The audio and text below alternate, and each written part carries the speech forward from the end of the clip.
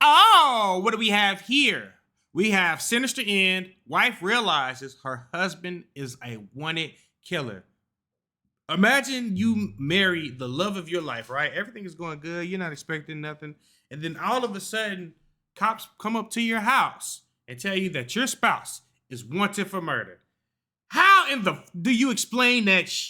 Bro, to know that you are in love with that just sends chills up my spine. Oh my God, that is so crazy. But thank you guys for tuning in. We finna dive right into this reaction. So without further ado, let's get it.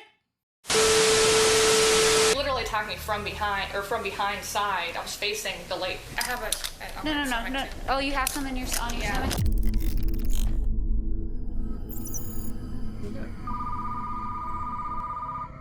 911, what is the address of the emergency? Someone came up and just shot my assistant manager. Where is the shooter? I don't have enough information. He's gone. He left in his car. He literally left a second ago. Police in Carrollton, Texas rushed to the workplace of 24-year-old Alyssa Burkett after a co-worker called 911. He had heard gunshots outside the building. An unknown attacker had been waiting. The moment Alyssa arrived, he came at her with a gun and a knife. Within seconds, the only sounds in the air were her screams, begging for help. By the time officers got there, it was too late. Alyssa was already dead. Her body lay near the entrance, stabbed more than 40 times with no sign of mercy. What the officers didn't know yet was that this would become one of the most disturbing and complicated cases they had ever faced. In the days ahead, detectives would uncover a tangled mess, a list of possible suspects, bitter family conflicts, a custody battle over a child, dangerous levels of jealousy, and eventually, after years of twists, a court verdict that no one saw coming. All of it building into like a regular person. Twisted homicides the town had ever seen. Police department, church warrant, if you're in there, come out with your hands up! I can't believe that my fiance would do something like that to a woman or to anybody. I'm telling you, there's a side of him that you do not know. Ooh. Minutes later, several patrol units arrive at the scene. It's the parking lot of an apartment rental office on 1120 MacArthur Drive. Right by the entrance sits a gray Toyota Corolla. The driver's side window is shattered and bullet holes are clearly visible in the glass. Any crime scene is going to be inside that tape? It's inside that tape. All right. Okay. I heard that pop. I turned around, I knew it was a gunshot. She got shot in the car. Okay. You can see her handprints. A few steps away, a knife sheath lies on the sidewalk, and just beyond that, the bloody, wounded body of Alyssa Burkett. She had been shot in the face and stabbed repeatedly with deep, violent cuts all over her body. Officers move quickly to secure the scene while paramedics fight desperately to save Alyssa's life. But the blood loss and the sheer number of wounds make it impossible. At exactly 9:12 a.m., Alyssa's death is confirmed. A medical team sets up a tent right there in the parking lot to begin their examination of the body. At the same time, a crime scene investigator makes a chilling discovery: a tracking device hidden under the victim's car. What the fuck? In the car. Okay. You can see her handprints. Don't touch anything, okay? That device would later be sent to digital forensics for analysis. But before the results came back, detectives would turn to the victim's co-workers, eyewitnesses who had seen pieces of the attack, and begin to reconstruct exactly what happened that morning. Did you see him holding the knife? Yeah, in the hand. Were you here when everything happened? Yes, I was thinking my... According to reports, Alyssa arrived at the parking lot at 8:52 a.m. She hadn't even gotten out of her car when a man stepped out of a black Ford SUV parked a few meters away. He calmly walked up and fired a bullet through the driver's side window. The sound of the gunshot echoed through the lot. Inside the building, Alyssa's co-workers jumped up from their desks in fear and rushed into nearby rooms to take cover. One of them was sitting right by the window at the moment of the attack. We're just getting our day started. Okay. Another witness said the attacker was a black man. It seems that after firing the shot, the killer turned back toward his own car as if he was about to escape. But in that moment, Alyssa, miraculously still alive, managed to get out of her car with great difficulty. She staggered toward the building entrance, pounding on the window and calling for help. When the attacker saw she was still alive, he came back. This time, armed with a knife. He rushed at her and stabbed her 44 times in different parts of her body, killing her.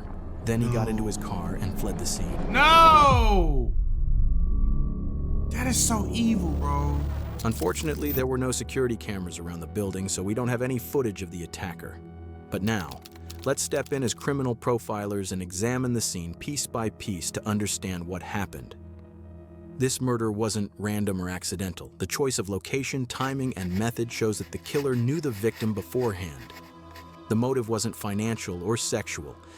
Everything points to extreme anger and a desire to control the victim. This suggests the killer had some kind of emotional, familial, or competitive relationship with Alyssa. The attacker was armed with 2 types of weapons: a firearm for the initial attack or to incapacitate, and a knife to finish the job. This shows the crime was premeditated. The GPS device found under the victim's car is one of the most important pieces of evidence, showing that Alyssa had been watched for a long time, not for theft, but for control. 44 stab wounds. That means the killer decided 43 That was personal. times to strike again. What was going through his mind that he felt it wasn't enough and had to keep going, even though the victim had already been shot in the face? She even said, I think he's the kind of person that's gonna try to kill me. And he did. And he did.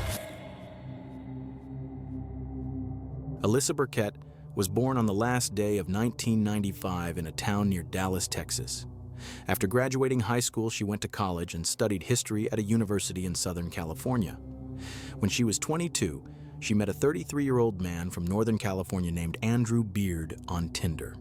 He was successful and wealthy, with a house that smelled of expensive wood and a private plane parked right outside.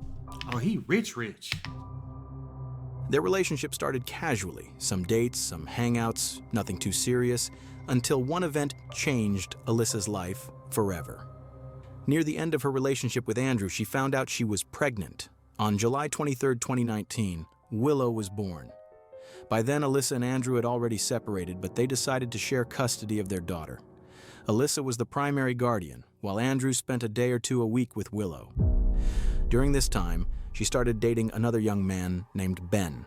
On the surface, things seemed relatively calm, but behind the scenes, there were custody disputes with Andrew and financial struggles that had thrown Alyssa's life into chaos. Later, when Andrew got engaged to a woman named Holly Elkins, the custody battles slowly cooled down. After about a year, Alyssa and Andrew finally reached an agreement over custody and child support for Willow. What's interesting is that, against all expectations, Alyssa and Holly actually got along well. In one message, Holly told Alyssa, "Look forward to having a healthy relationship." She looked like that girl off Love and Hip Hop. What's her name? The one that was just messing with Blueface. What is that? Is it Sparkle? Is it Paige? What is that lady name? With Hazel. Is it Hazel? That's who. I think that is Hazel. Ben. Hazel E. Alyssa replied, "I hope your influence helps, because I'd love nothing more than for us all to have a healthy relationship." But just a few months later, something strange happened. On August 6th, Holly called the police claiming that Teresa, Alyssa's mother, had attacked her. 2 officers were dispatched to the scene to investigate. Holly told them she was walking near the lake with Willow in her arms when suddenly Teresa came up from behind, grabbed the child, and started hitting and scratching her. She literally attacked me from behind side. I was facing the lake. Your hand. I have a. No. That is a long neck. Yeah. Teresa, during her interview with police, completely denied the incident, and since there wasn't enough evidence, the case was closed. On the surface, everything seemed to return to normal, until a few weeks later, when Carrollton police received a phone call from a man named Frank. He was reporting something suspicious. I saw what I thought looked like someone just selling some drugs out of their truck, and I could smell it and I could see it. And Okay, what kind of vehicle is it? it's a little Toyota Corolla. I have a license plate, if that helps. Okay, great. What was your last name? Morrow. Several officers were immediately sent to Alyssa's workplace. In the trunk of her car, they found a large amount of cash, packages of drugs, and a gun with its serial number removed. Alyssa was shocked. She insisted that none of it was hers and that someone must have planted it to frame her. Given her background, no criminal record, no history of drug use, and no ties to crime, the police decided not to pursue the matter any further. Now, when we put all the pieces of this puzzle together, from the exhausting custody battle to the untraceable gun and the drugs that had been planted far too professionally for a single mother, and then add Alyssa's mother's words on the day of the murder that her daughter had warned her many times, "He's going to kill me one day," a clear pattern begins to emerge, and that pattern points directly to one man, Andrew Beard. I knew that it was him when the drugs didn't work in the car for him to get the baby. After that staged drug case, Alyssa was never the same. She kept saying that Andrew was following her. She told her friends over and over that when she walked down the street, she could feel someone watching her from behind. Once, she turned and saw Andrew in his car. Another time, she spotted him while standing in line at a gas station. And once more, when she was leaving a store. Alyssa was so frightened that how much money do he got where he can stalk people? I'm too broke to do something like that. Shit! She often asked her friends to walk her to her front door, telling them to check behind and make sure no one was following. She begged them to lock the door right away. Around that time, she even started a GoFundMe campaign. In her post, she wrote, "At this point, I'm truly scared for my life and my daughter's life. Please help me with the legal costs for Willow's custody." That one sentence shows Alyssa wasn't just worried about a legal battle. She felt the shadow of a man who wanted to take her life. Hi everyone, my name's Alyssa. Past year I have been going through a custody battle, a very ugly one. I have a 1-year-old child. It's taken a toll on my mental and physical health. With that being said, I've become a lot stronger in the process. And I guess just my message is, no matter what you're going through, stick it out, you can do it, and stay strong. But even with all of this, there's still one question we don't have a clear answer for. If Andrew was the killer, then who was the black man that witnesses saw? Two possibilities are on the table. Either Andrew himself He didn't send the hit out on this woman, what the hell? carried out the attack in disguise, using makeup or different clothing to hide his identity, or he hired someone else to do it. Maybe a friend, maybe a ruthless man desperate for money. Whatever the truth, finding this person would bring investigators one step closer to solving the mystery. With that, police obtained a warrant and headed to Andrew's home. Carrollton Police Department, search warrant. If you're in there, come out with your hands up. At the same time, a statewide alert went out for 2 vehicles, a white Ford F-150 registered to Andrew and a black SUV, the same one multiple witnesses reported seeing at the crime scene. A few hours later, Andrew's white truck was found. Police had pulled him over for a routine traffic violation. Officers ordered him out of the vehicle, and without any resistance, he was arrested on the spot.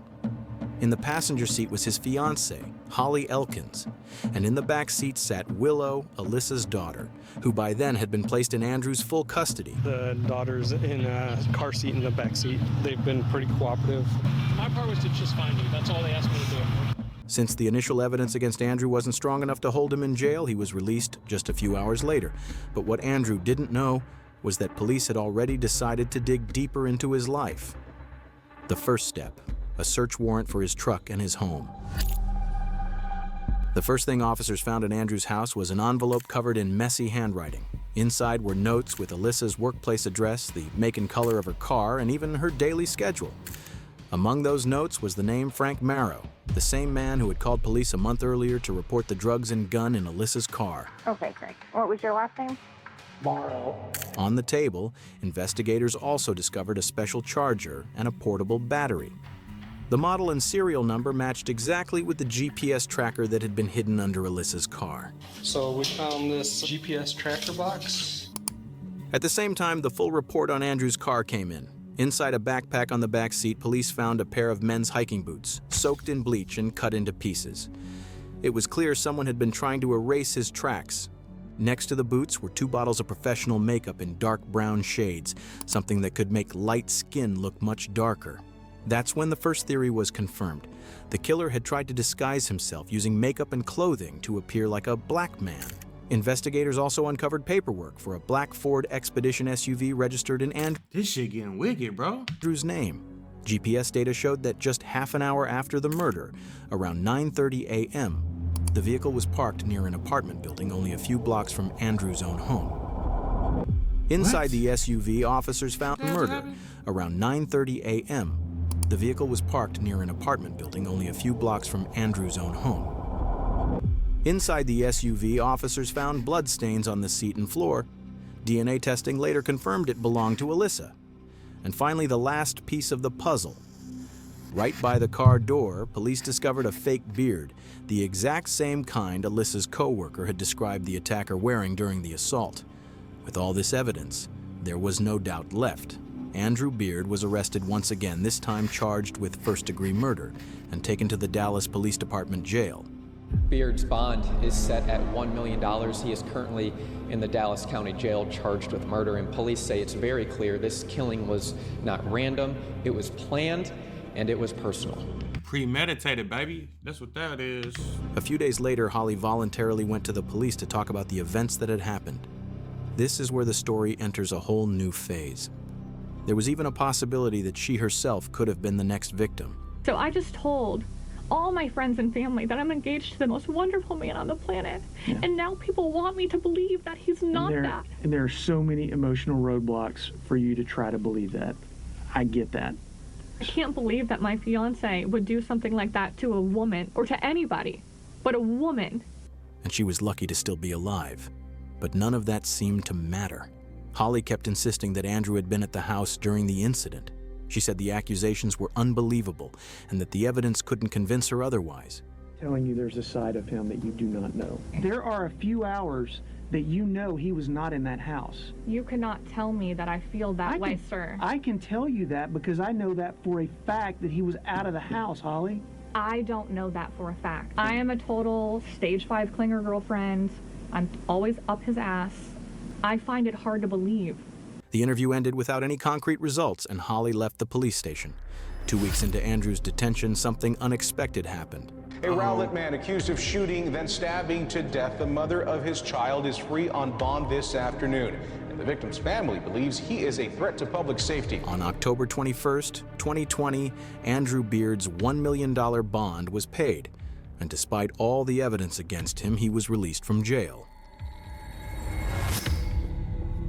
Crazy. Alyssa's family was shocked when they heard the news, not just because Andrew was free, but because they felt they were now in danger. They worried he might try to hurt them, or worse, take the opportunity to escape and never show up in court. At this stage, the case moved to the federal level and the FBI got involved. 8 days later, Andrew was arrested again, this time for a different reason, possessing an illegal silencer. ATF agents That's like 10 years off the bat! Searched his home and found a silencer with no serial number or permit in his closet. Under federal law, possessing such a device is a serious crime. Andrew went back to jail and this time stayed for a full 18 months. A Rowlett man accused of murdering the mother of his child has been arrested on a new charge. Many people could not believe that Andrew Beard was out of jail after posting a $1 million bond. Now the U.S. Attorney's Office for the Northern District of Texas has found a way to charge him federally, and he is right back behind bars. By law, the case should have moved to trial next, with the jury deciding the final verdict. But criminal cases don't always follow the rules, especially when a key player goes missing. She'd already ordered her Uber and never came back. After Andrew's arrest, Holly disappeared. Without saying a word or even saying goodbye to her fiancé, she returned to Michigan and cut off all contact. She rented a new apartment, bought a luxury car, and started a new relationship with another man. But the turning point came exactly when everyone thought the story was over. He done took her out. On June 15th, 2022, Andrew decided to speak, but not out of remorse or a guilty conscience. He had no choice. He wanted to cooperate and give information, hoping to get a reduction in his sentence. If you were to ask me whose idea was what, drugs and the planning of drugs was Elkins. It was made very clear to me that your previous methods aren't working. This is what you're going to do now in order to prove that that you're worthy. Andrew claimed that Holly was not who she appeared to be. From the very beginning, he said, she didn't like Alyssa and wanted to be the only player on the stage of Alyssa and Willow's life. And to reach that position, she had to eliminate her rival. According to Andrew, all the schemes came from Holly's mind. Planting the drugs and gun, staging the attack by Alyssa's mother, and even hiring a private investigator to secretly gather information on Alyssa. But When all of that failed, she entered a new game. A game where she wasn't just controlling anymore, she became a direct threat. Like, I was emotionally drained, and at that point, I just basically said, okay, and became submissive to whatever she wanted me to do. That's the task I did. It was, you're going to dress up as a different person, essentially. You're going to wear this dark makeup. That was her plan. That was how it's going to be done. It does look planned out because it was. The process was planned out. It seemed that the murder plan was a test of Andrew's manhood, and he may have truly believed he had to succeed. Holly had planned everything for 2 weeks before the murder. How Andrew should disguise himself to make his face look— Wait. What the fuck? Hold on. You telling me she was the cause of this? darker. Nah. It was emotionally drained. And at that point, I just basically said, okay, and became submissive to whatever she wanted me to do. That's the task I did. It was, you're going to dress up as a different person, essentially. You're going to wear this dark makeup. That was her plan. That was how it's going to be done. It does look planned out because it was. The process was planned out. It seemed that the murder plan was a test of Andrew's manhood, and he may have truly believed he had to succeed. Holly had planned everything for 2 weeks before the murder. How Andrew should disguise himself to make his face look darker, what time to be at the scene, what to wear, and where to escape afterward. She had even prepared a few messages to boost Andrew's confidence while carrying out the plan. Usually we look for the killer, but sometimes we have to look for the person who created the killer. In this case, Holly didn't pull the trigger and the knife was never in her hands. But she orchestrated the shit. What the This is a crazy chain of events. But if she hadn't existed, this crime probably never would have happened. In mid-July 2023, Holly Elkins was arrested at Miami Airport just after returning from her vacation in the Dominican Republic on charges of conspiracy to commit murder. At the trial on April 10th, 2024, the prosecutor opened with a striking line.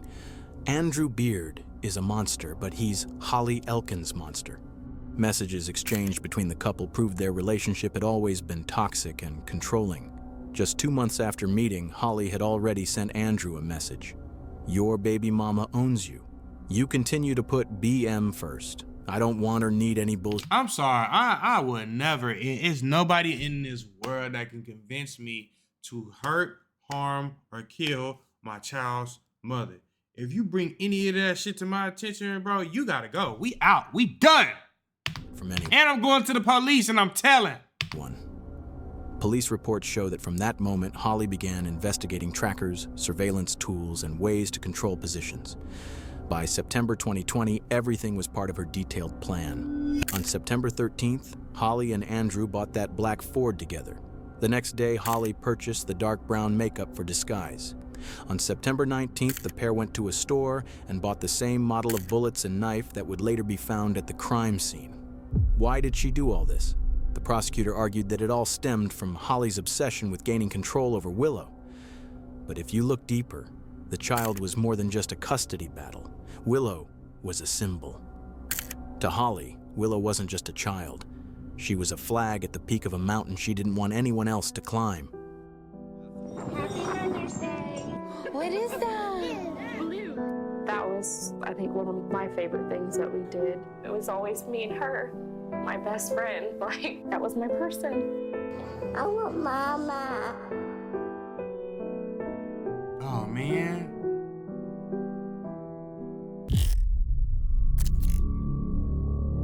What did they get? Please tell me. That is so fucking wild, bro. How could you do that to your, like, I could, man, fuck. Y'all wild for that one. Lord, have mercy. That was a wild one. Thank you guys for tuning in. Shout out to all my supporters. I love you. And that's it, baby. We out.